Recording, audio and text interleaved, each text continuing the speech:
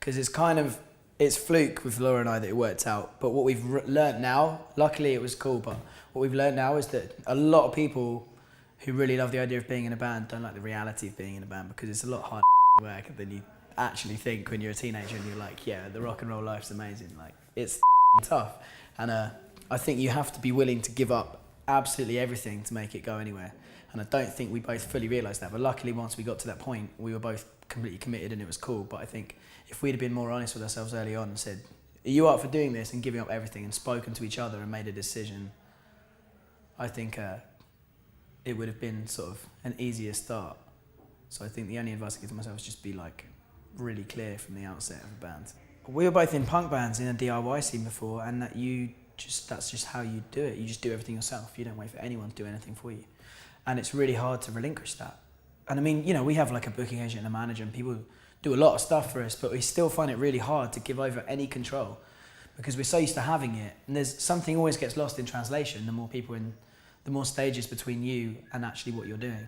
And the more people in between you and, for example, the poster for the tour, or you and the ticket price. The more stages in between, the more it isn't done how you want. So it's really hard to give that up. So we just cling on as hard as we can to as much as possible, because we're just control freaks, I guess. We don't know any other way how to do it.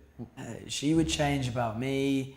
She would want me to come down after shows, definitely, because I can be a bit of a pain. I like to party and I can be a bit of a pain in the What would I change about Laura? I would just like Laura to be a bit less self-depreciating, because she always thinks that she's and she's not.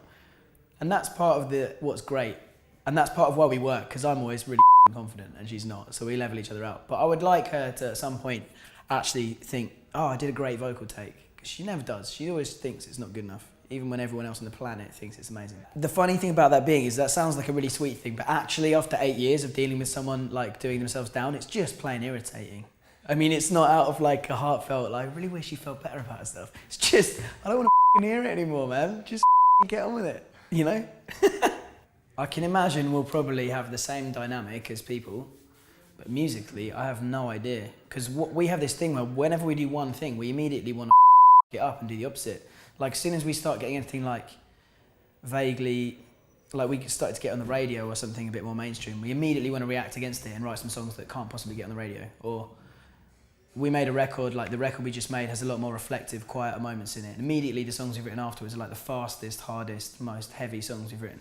So whatever we do, we always react against it. So there's no real kind of trajectory I can see for our bands. We're just constantly trying to contradict ourselves all the time. So.